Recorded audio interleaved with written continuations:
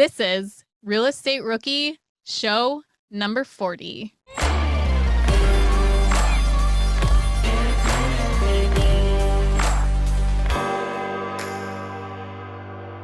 My name is Ashley Kerr, and I just got back from Florida about 2 hours ago, and I am here with my wonderful co-host, Tony Robinson. What's up, Ashley? You were such a trooper, right? You touch down at the airport and get straight to your closet so you can start recording again. I love it. Yeah, I woke up at 4 a.m. to catch the Magical Express from Disney, and now I'm back in cold, rainy Buffalo and super windy today. Yeah. Well, how was the vacation? Was it beautiful? Was it lovely? How's Disney Yes, World? it was very nice. And so we started out at an Airbnb with a pool, nice and relaxing, and then went into the chaos of Disney. But yeah, it was really nice. It was my husband's first time there and two of my kids, their first times there. So it was exciting. Beautiful. With a group of people. But you have even more exciting news. Where are you leaving to go? So about 48 hours, I'll be off to Mexico to get married to my fiance. So super excited to have some time away. But it's so weird. Like I feel, whenever a vacation comes, I feel like some tension as I get close to it because there's so many things in the air. We have one property that's listed for sale. We have another property that's about to close, and like all these other things happen. And so I'm just trying to wrap up as much as I can before we take off. I love it that you're like worried about the real estate things and not even like things you have to do for the wedding. Wait, if my fiance is listening, I'm actually very worried and concerned about the wedding as well. It's both of those all the things details. I'm sure she has all that taken care of for you that you don't have to worry. She's been wonderful. She's been handling all that. So I'm a lucky guy. Well, we've got a good show lined up for today, right? We've got another actually married couple on the show, and they talk about how they've built their business in a little over 3 years, from 0 doors to 21. And I think they picked up 7 of those like in the last 8 or 9 months. They've been on like an absolute tear. Yeah, Anam and Aamir, you can listen to them, just their dynamic, and they talk about their roles in their business, who does what, and they just play off of each other's strengths and weaknesses, which I think we can all learn from, not, if we're doing work with spouses, but also with our real estate partners that we do have properties with and deals with. So you guys are going to take a lot of value from this for sure. So let's bring them on. Anam, Aamir, thank you guys so much for joining us today. We're excited to dive into your story. How are you guys doing? Doing great. How are you? Doing good. So I've interviewed Anam and Aamir in the past on my old podcast, and they had this really cool story of how they were able to scale their portfolio from 0 to 14 doors in about 3 years. And in 2020, during COVID and all these crazy things, they scaled up to now, I think, 21 doors. So they've been killing it this past year. So we really want to share their story with you all. But Anam, Aamir, for the folks who don't know you, I guess just give us a little bit of background. How did you guys get started in real estate? What led you down this path? Yeah, so we got started in real estate about 3.5 years ago.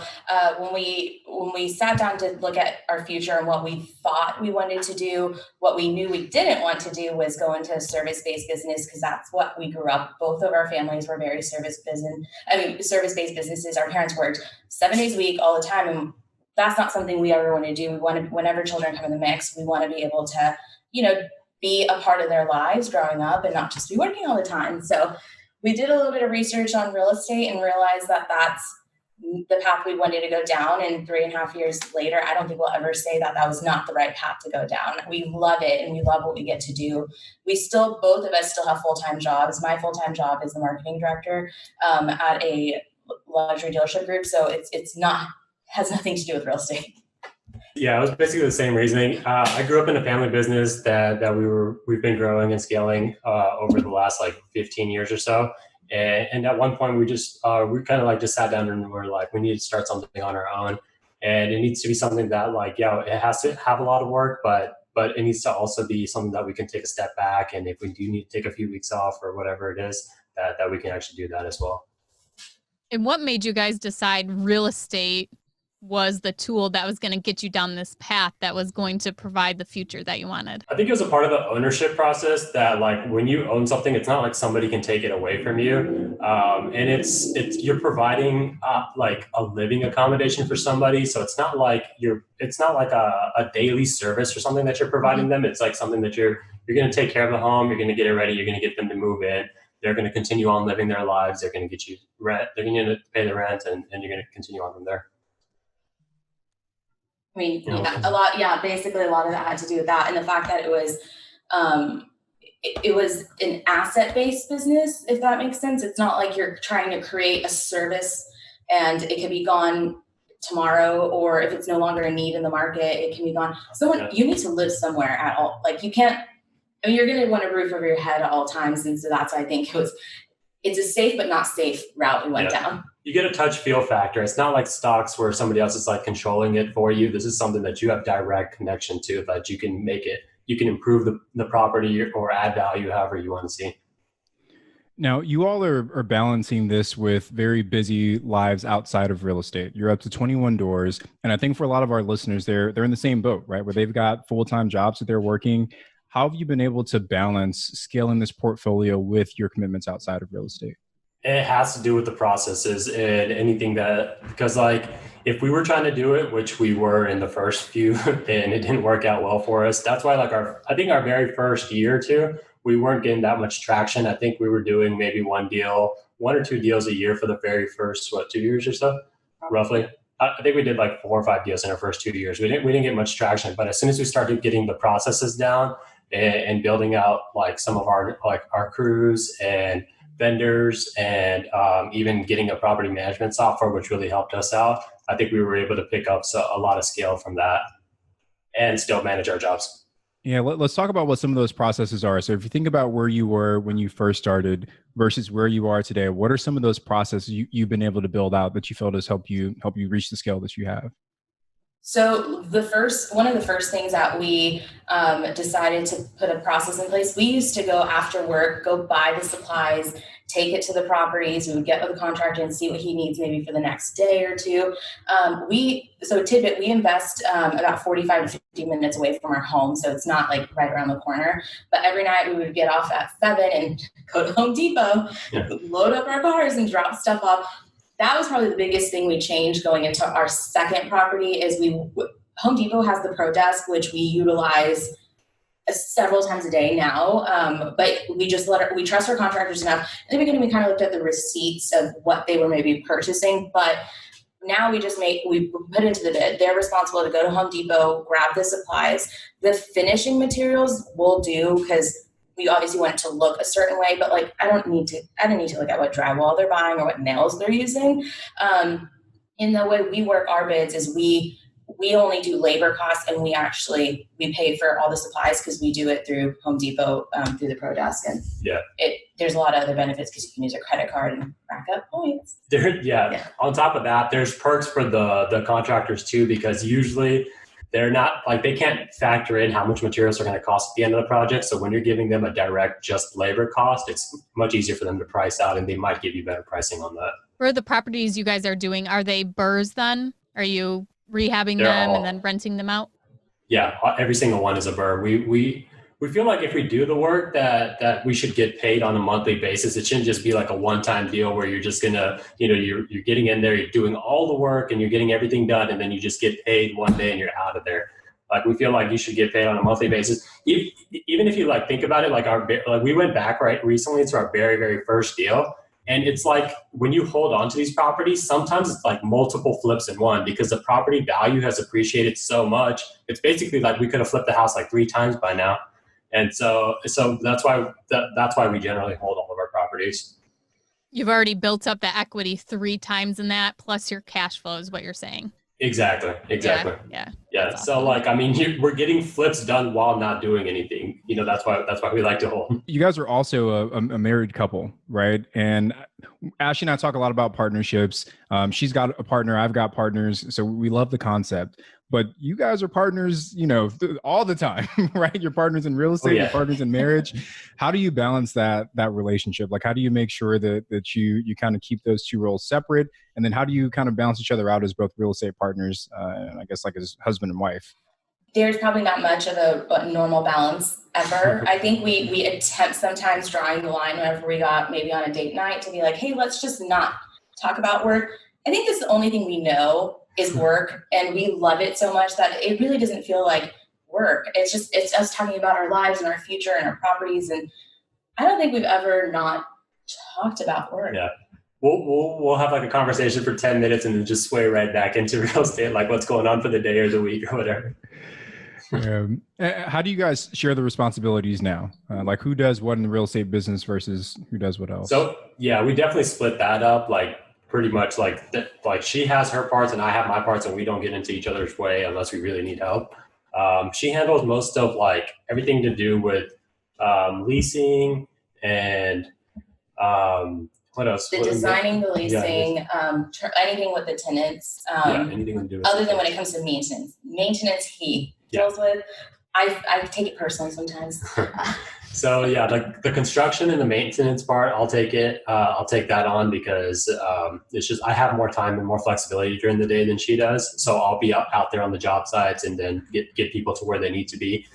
One other thing that she does is you handle the Instagram. not the Instagram. Instagram is important. Yeah, Instagram is important. But like, so we share like finding the deals together. So like me and her will both sit down and get deals together. But past that, yeah, we like she handles most of the tenant side stuff and I handle most of the back end stuff that happens before it's leased. I heard you guys mention before that you are using property management software. Would you explain what software you're using and how you are both using it to do your different roles that you have?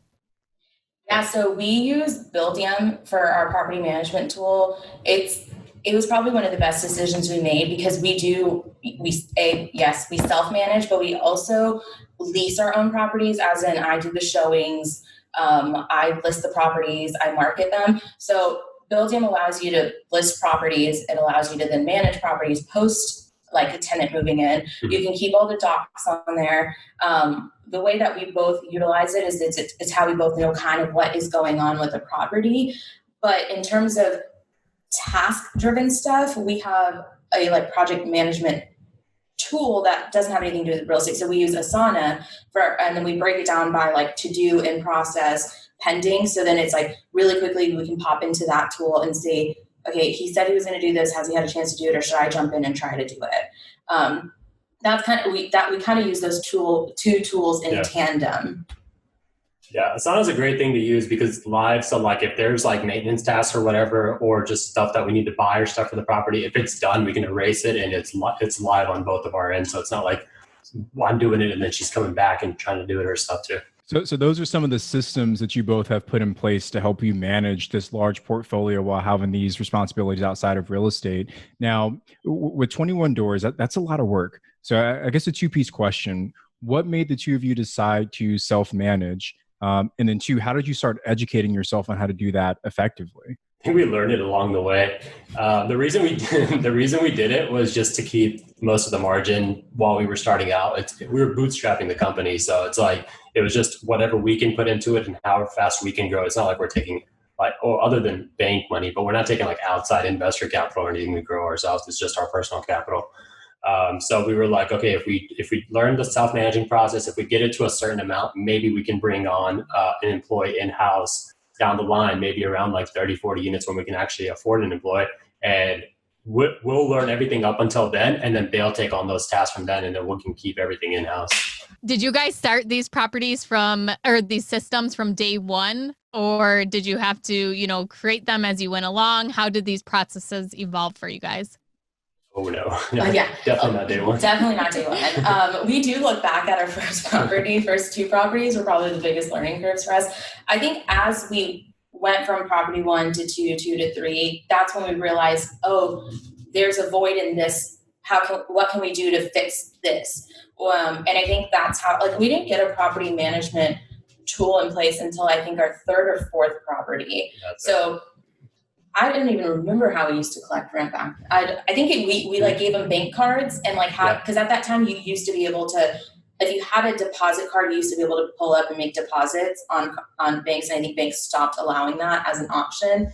And I think that's maybe why we started looking into a property management tool, because we needed a way to collect rent. We didn't want to do mail-in checks. Yeah.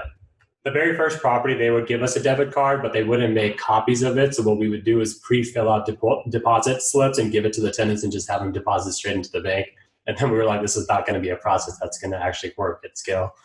So like every time we have a pain point, we try to figure out a solution and then go from there. That's how we've been figuring it out along the way.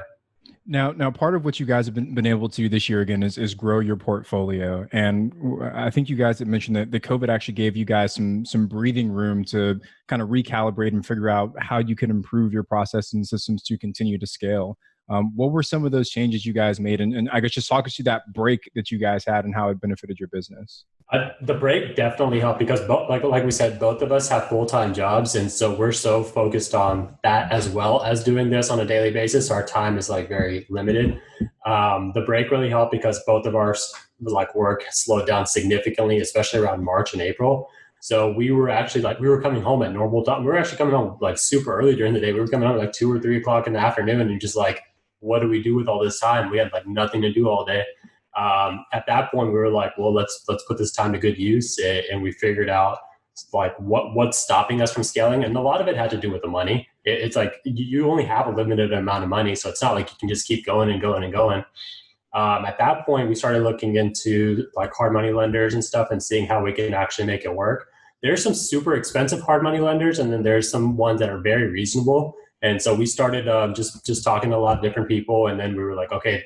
The acquisition side is really hard for us to scale at because of the money. So we figured out a hard money side, and then we talked to about like 50 banks to figure out how our back end is going to work out, because we can't, like, not every single bank is going to just be like, yeah, you guys can just keep adding your rentals as much as you want. So then, yeah, we called a lot of banks, we talked to a lot of finance people, and we figured out the money part, and that was mainly our pain point right there. Can you tell us a little bit about how you did finance your properties? Like, what did the first 3 look like? And then when did you move into hard money for your deals? We didn't move into hard money until this year. Our first like 6, 7, maybe 8 deals, something like that. It was an assortment of credit cards, credit line, like personal credit lines, business credit lines, home equity line, personal cash. We used a little bit of everything just to get any deals done. Most of the credit card was basically for labor. I mean, not for labor, for materials and supplies that we were getting for the house. But like all the other lines of credits were mainly to do the acquisition and for the labor. Now, I want to take a quick step back, because you guys kind of glossed over something. A lot of people, they got spooked when COVID hit, understandably so. But instead of using that time to make themselves better, you had people, binge watching Tiger King and like leveling up on Fortnite, but you guys used it as an opportunity to build your business, right? And I know I did the same. I think I picked up 4 properties when COVID was kind of at its peak. And I'm more so talking to the listeners right now, is that when you have that opportunity to kind of take a breather, don't use it for leisure time. Use it to build your business, because we can see it pays dividends here. Now, one thing I want to talk about is the financing piece. You guys said for your initial purchases, you use like lines of credit and personal cash and business lines of credit. That's a lot of different places like pull financing from, and you're putting your home at risk with the HELOC. You're putting your business at risk with the business line of credit. I mean, people might be thinking that you're crazy for doing that, right? I guess walk us through your thought process. How'd you push through that? What were your thoughts making that decision? First of all, you have to kind of know financing, of how to make everything work and put it all together, because all these financing structures have different like payback periods or interest rates, and you just have to keep everything organized. But like when we looked at, we did so much research on it before we even started in real estate, that we were very comfortable jumping in with all this, because we knew that the spread that we were buying it at, so like our purchase price compared to what the ARV was going to be after we finished, we knew that there was so much room, and that there could be multiple exit strategies, so that we wouldn't actually lose the base money, which was the acquisition money. We knew that going in, that we could either, if we wanted to, we could wholesale it, or if we wanted to, we can flip it, or if we wanted to, we can just rent it out. There's multiple exit strategies, so it's not like your money's at risk. Yeah, it's a little weird using all these things to fund it, but your money's not really at. I mean, I guess I can say it for myself, but the money wasn't really at risk for us. So after you used up your lines of credits, your cash, and you moved on to hard money, how did you approach hard money lenders? What would be your advice to other rookies that want to use hard money lenders?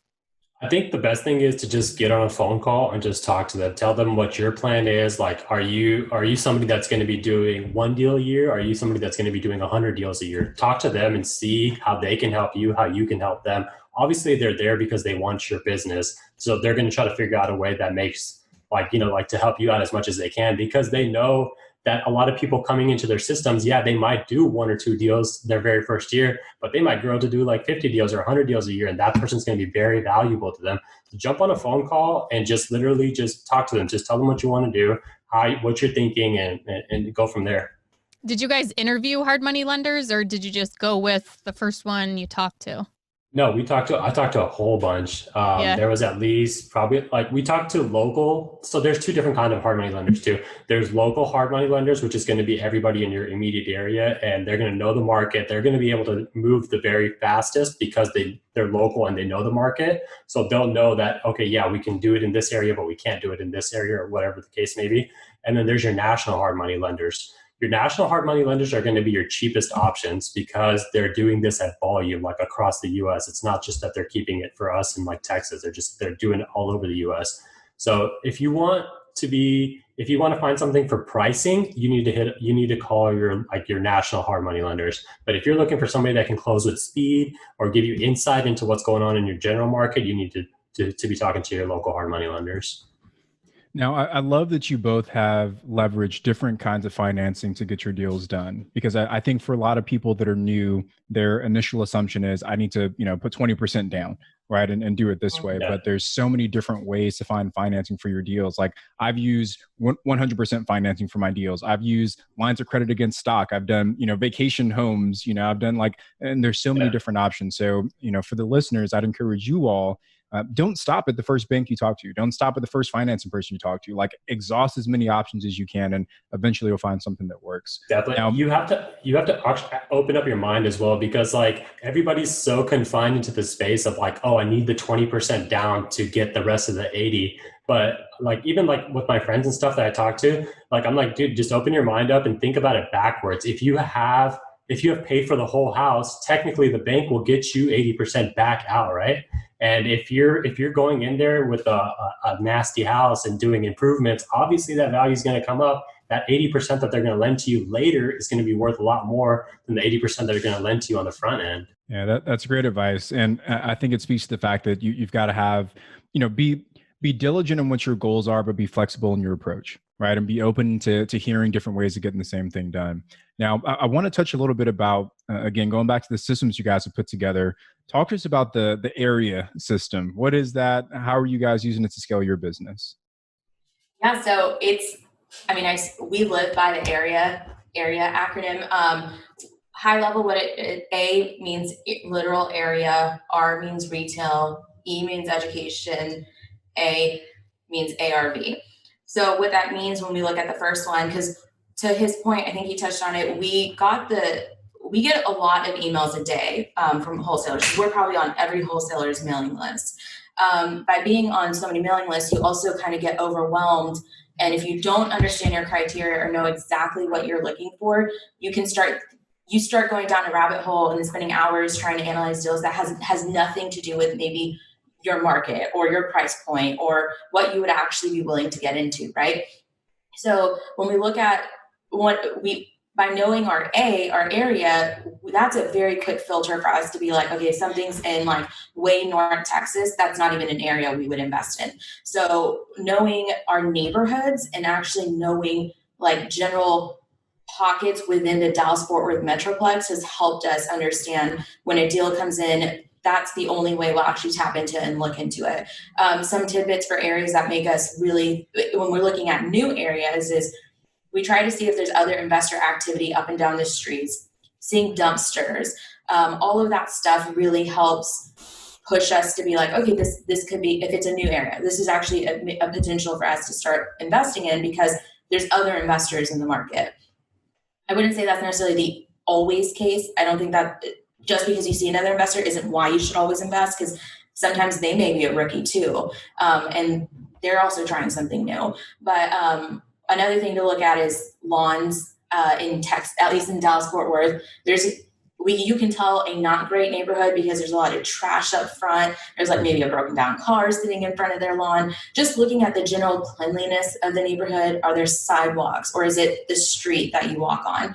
All that stuff plays into us actually knowing our neighborhoods to the T, to know, do we even open up the email? Do we even invest in this area? When it comes to the retail side of things, almost always, we try to make sure there's a Starbucks and a Chick-fil-A. So we're from Texas, so Chick-fil-A is a big deal. Utilize some of these other retailers that spend thousands, if not millions of dollars in just research for the area.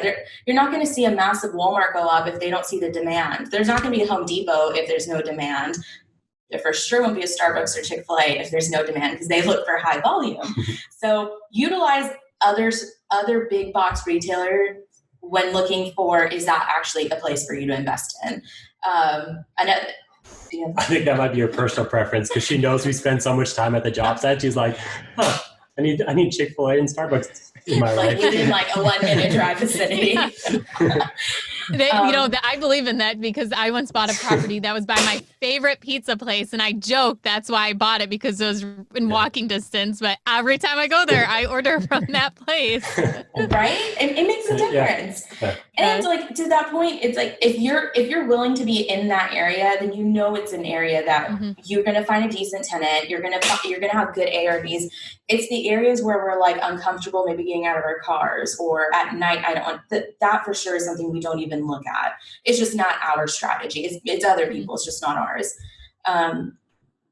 After retail, education.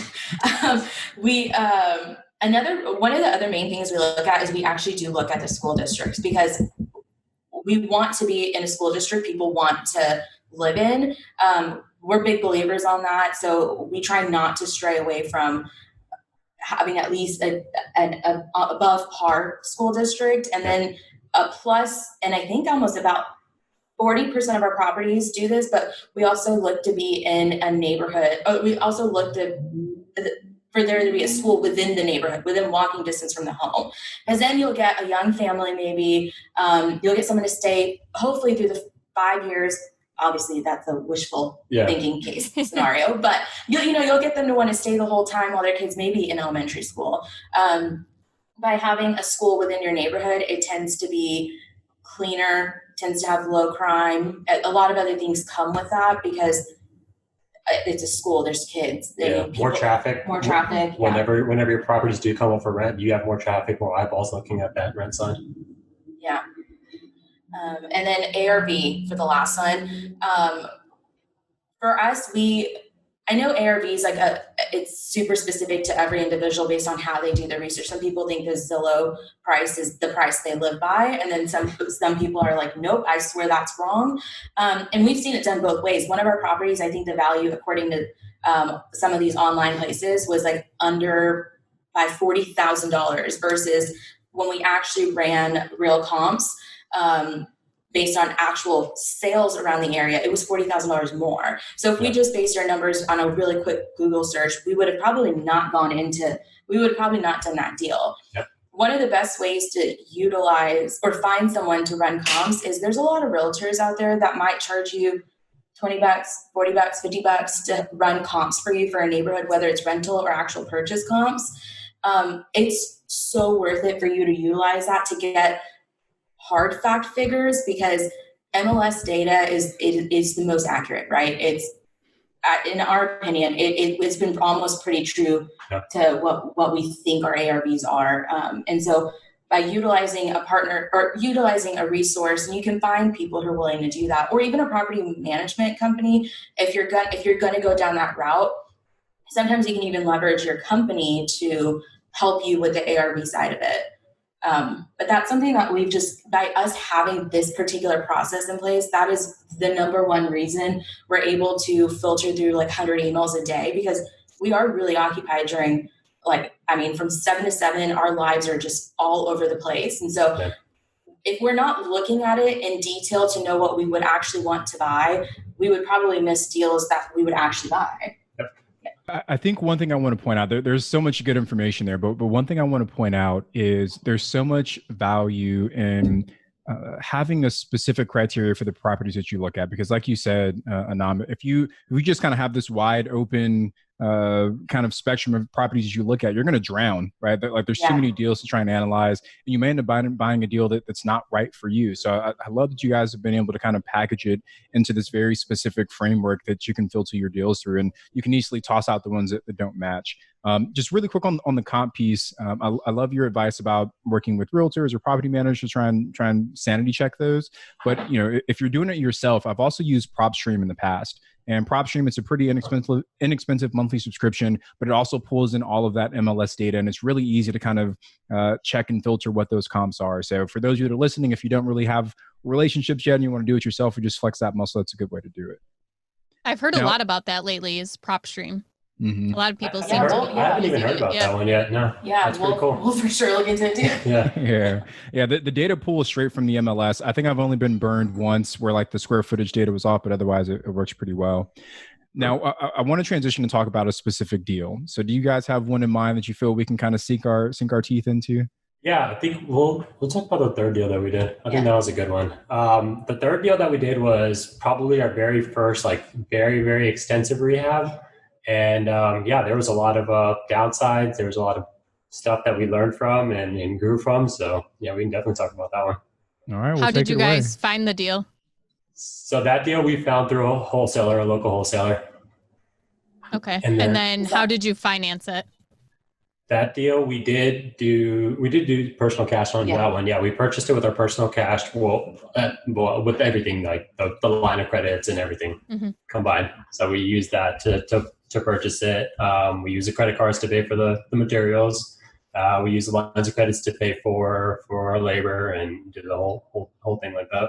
Do you want to go through the process of how it worked purchasing the property from the wholesaler in case someone's not familiar with how that goes about? I mean, do you put an offer in? Are you paying exactly what they asked for? Did you compete for it? How did that work? So some of these wholesalers you can negotiate, but like some of the ones that we do have just a flat price, and they'll leave it out there for a couple days, or usually it doesn't last a couple days, but they'll leave it out there and they'll just say whoever can get this price takes it basically. And that's what it was with this one. I think this one just came to our email, and we probably underwrote it in about 10, 15 minutes on this one. Yeah, we didn't even see it before buying it. Yeah, we didn't take a look at this. It just came through our email. We knew the area because we had another one that was, I think, probably like 10 minutes away or so. So we knew the area pretty well.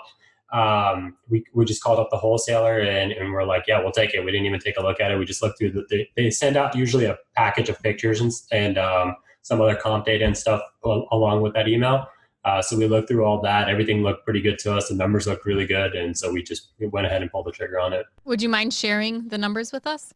Yeah. The purchase price on that one was $95,000.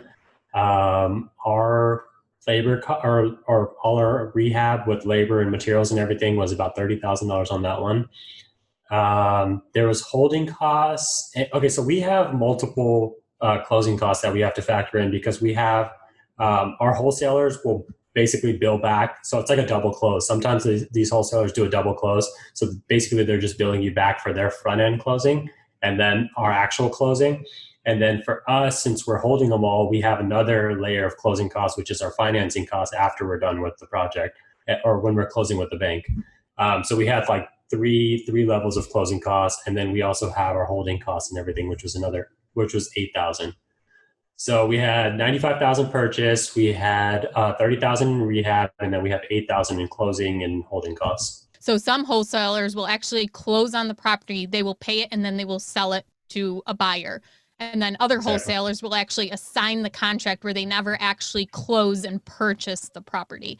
So as Aamir had said, in this case, the wholesaler had closed on the property and then they purchased it from them and they paid whatever closing costs the wholesaler had incurred during that first closing. Exactly. So go ahead, continue with your numbers. So you completed the rehab. Yeah. So 95, 30. So that's 125. And then we had another 8,000 in holding. So that puts us at 133 on that project. It took us about, what do you think, about a month and a half or so? This one was about a month and a half. About a month and a half to finish up that project. Right after we finished up and had the lease signed, we took it to one of our local banks who gave us like a 6.5% rate. at 80% LTV. So that appraisal did end up coming back at 164, which put our loan right at 131, which only meant that we had about 2,000 left into the deal after we were completely done. Wow, that's awesome. Congratulations. Yeah, basically, like it was just like a free house almost after we were done with that. We didn't have much left into the deal. The rent on that house was $1,500, and after all the expenses and leaving a little bit for reserves, we cash flow about $300 on that house. And so, I mean, if you look at it, $300 a month on only 2,000 in the deal, that's 150% returns a year or something like that. If you look at it that way. That's a great cash on cash return. Yeah. That one worked out That's really well. really awesome, you guys. That's exciting. So obviously they got you guys more hooked into real estate and doing more of these deals. Yeah. Well, the numbers were flashy. The process was not. And this particular deal, because like you said, the numbers were great, but this is the one where some of those processes started coming into place. Yeah. This was at first property where we made our contractors go utilize a pro desk. This is a property where we learned dumpsters are a thing on a renovation site. We just told them throw everything in the backyard. It was us at the end of the project trying to put them in trash bags and put them outside, thinking waste management was going to come pick them up. We ended up having to like take a photo, post it on like Facebook, and be like, "Anyone want to come pick up trash?" I think after that we learned just factor dumpsters into. It's just the cost of doing business. We were trying to penny pinch in the beginning because you're starting something from. You want it to be successful, so you don't want to just start throwing money and writing checks right and left. Yeah. I think we learned that. We added a bathroom in this home. Not needed. Yeah, this was already a 3-bedroom, 2-bath, and with a garage conversion too. So this was actually a 4-bedroom, 2-bath already. Mm-hmm. But since we actually made the garage into like a full-on real bedroom, because right now I don't know, it was just used for storage or something. We were like, oh, well, they should have a bathroom really close to the bedroom instead of on the other side of the house. And so for some reason, we added a 3rd bath, which we didn't even need, which drove our prices up higher. That was one rookie mistake.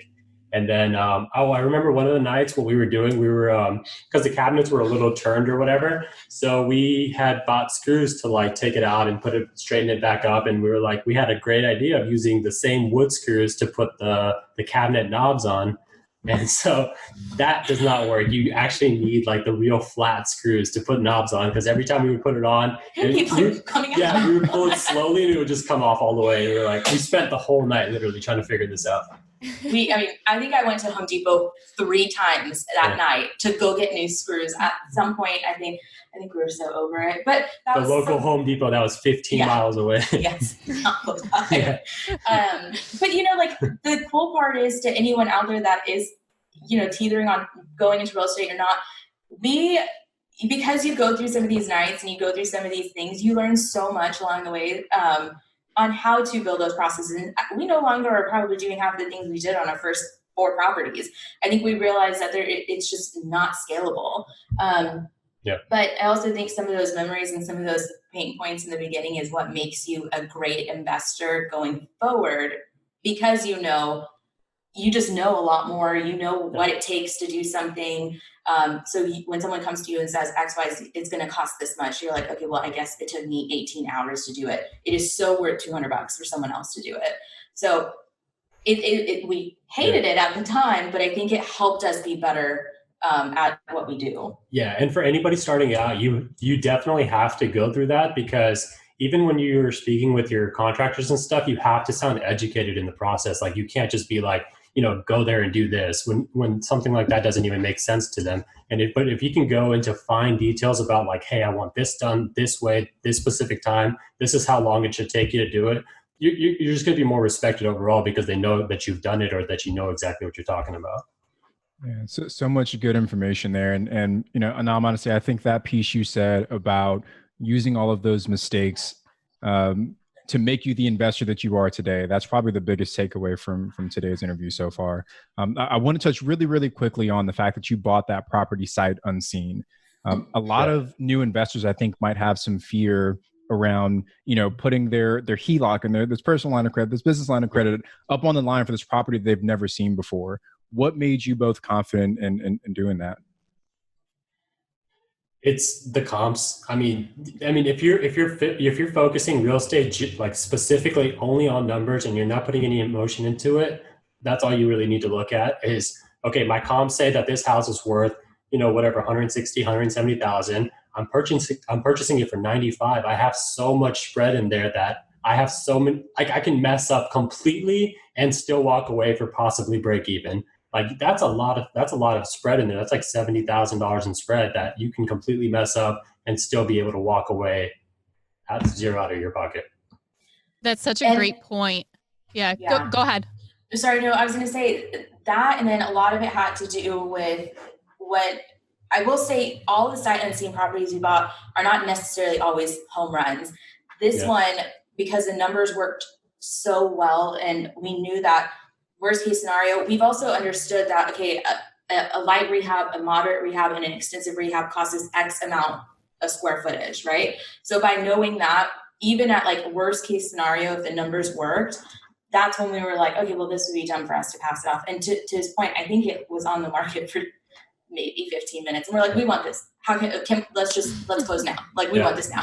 Yeah, that's a great point, because when you're doing a deal, if you actually verify your numbers, like you guys look at the comps, you see them, you're not just thinking, oh, I think a property in that area would go for this. When you actually verify the numbers, you're going to know those numbers are correct. And then that bottom line is going to be correct. And you can't go wrong if you have your numbers right and just verify.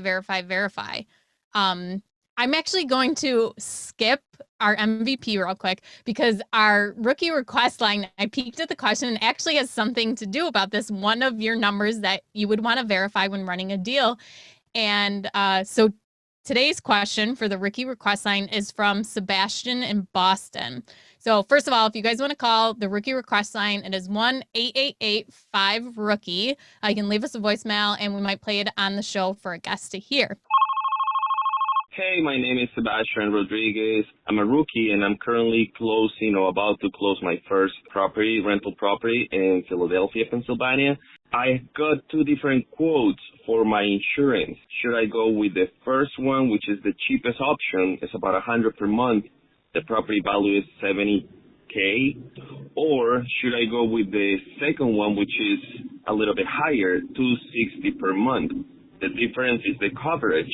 But because it's my first property, I want to know if you guys will go with the cheapest option in order to save more cash flow or to get more cash flow, or would you cover your first property with the highest insurance in case anything happens? Thank you, guys. So what do you guys think about that? And what do you guys do for your insurance too? Is that something you know before going into a property as to what your insurance cost will be?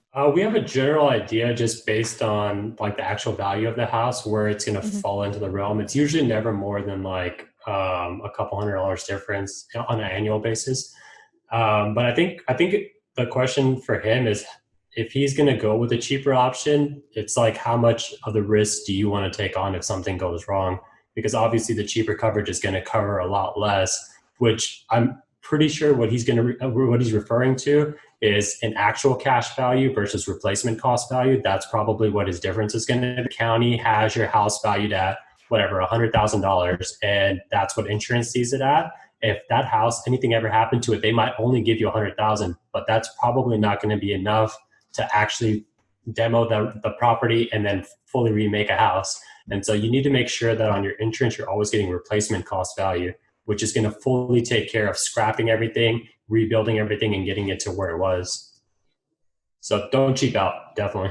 I have a partner that focuses on the insurance piece. He actually works in insurance in his W-2 job, so he knows it really well. I hate the details of insurance and like trying to compare policies. So just going back to our point earlier about the power of partnerships, like he handles all that stuff. Like if you ask him what our coverage is on any of our properties, I have no idea, right? But he handles all that. So I'd love you guys dig into that one. So I want to talk now about the MVP, right? This is the section of the show where you guys tell us about the most valuable person on your teams, right? And who's helping you scale. So if you think about that, who's that MVP for you two? I think my MVP is my leasing agent, Bubbles. That's what we call her. She gets everything leased and she brings the money in. So I think she's the MVP. Oh my God. I was gonna say, if you don't say explanation here. I was gonna say, Aamir, if you don't say Anam, then like you're sleeping on the couch tonight, man. There you go. I will say it is. I mean, we probably are each other's MVPs because there's no way either one of us can do what we do without the opposite. And I know that's like such a lame answer, but we're opposite people completely. Yes. That's why it helps. Like, she literally does stuff that I would completely hate doing, and I do stuff that, like, she hates numbers. She would never touch numbers, and I don't think she would want to deal with contractors and stuff. So everything I do, she would completely hate. Everything she does, I completely hate. So I think that's why it's just easier to bounce it off each other. Yeah. You're the real MVP. Did it take a little while for you guys to like figure that out and get into that groove as to who would be responsible for what and what you liked and didn't like? So a tidbit on us is we've also been together for 14 years. So we started dating when I was 14, he was 16. So there's a lot that can come from something like that. We just growing up knew what was each other's strengths and weaknesses. And I've always probably said finances has never been a strength of mine. And he hates designing. He hates being creative. He hates having to deal with people. Like he doesn't like dealing with people on the front end. He can deal with the contractor side of it. But if he has to deal with people on the front end and like try to sell something, it's just not what he enjoys.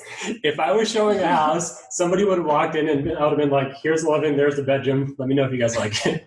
She'll go into like a 30-minute thing of like, oh, let me show you how this works and how bad it is. Can't you envision the bed right there? Like, can you like not see the kids running around and look at this backyard? I mean, so I think because of our history, I mean, we figured out what our, where we draw the line in the sand on our first property. And I know that isn't normal, but I think because we've been like each other's best friends and with each other for a bajillion years, I think that's helped us know exactly what each other's strengths are without having to go trial and error while going into bed in business.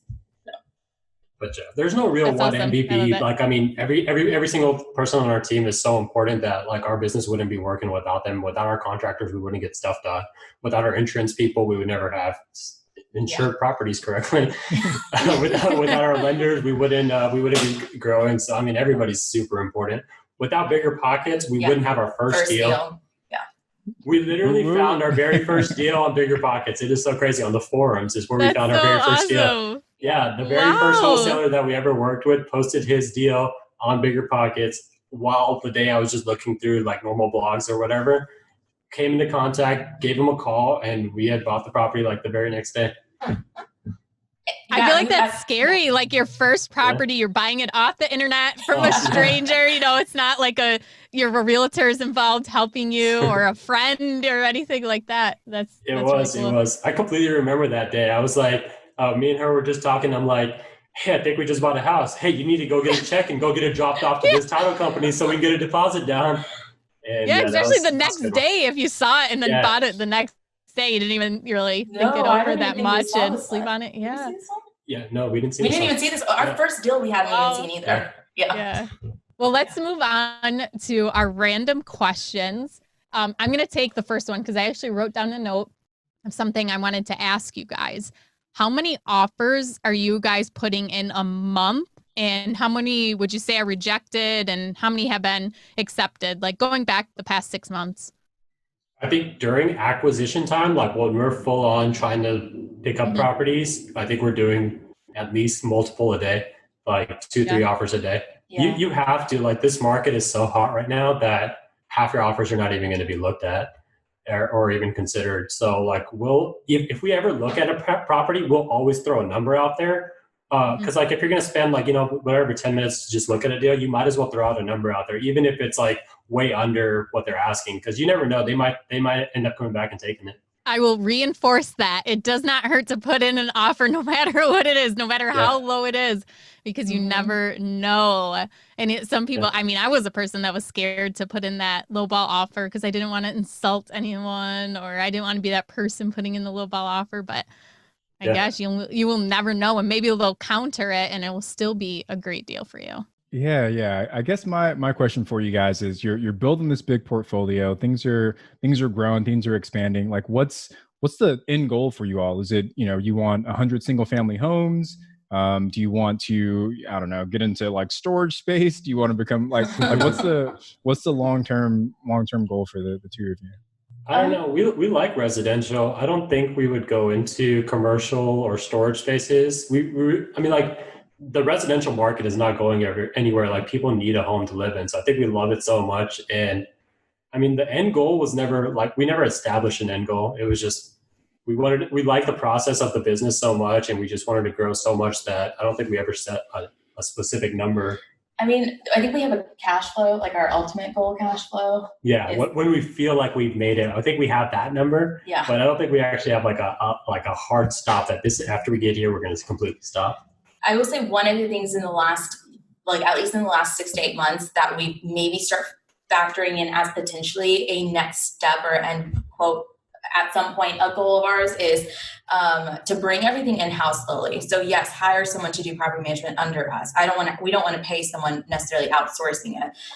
Bringing a GC in-house under payroll, bringing insurance in-house, bringing underwriting, like doing everything under one roof and actually building a massive one-stop shop, I think would be what we think would be a really cool goal, not end goal, but a goal. Yeah. And opening that up to other investors? Yes. Yeah. Yeah. Awesome. Yeah. Very cool. And it'd be pretty cool, like if we can get like a brokerage even under us, and have realtors under us, where you're not just doing what we do. It's like it's everything to do with real estate. Yeah, so you two have really big goals, and I love it, right? And the pace you two are moving, I'm confident you're going to get there. So thank you both so much for taking the time to chat with us today. I know I got a ton of value. I'm sure the listeners will as well. And we look forward to hearing how your business continues to scale. But thank you guys so much for joining us today. Thank you guys for having us. Yeah, thank you guys both. This was a great show and definitely tons of value. So anything they mentioned that you guys might want to know more on, you can go to our BiggerPockets Facebook page and ask questions on there. Then we'll also have more information at BiggerPockets.com/rookie40. So Aman and Aamir, thank you guys very much. I am Ashley Kerr at Wealth from Rentals, and he's Tony Robinson at Tony J. Robinson. Thank you guys, and we'll see you next week.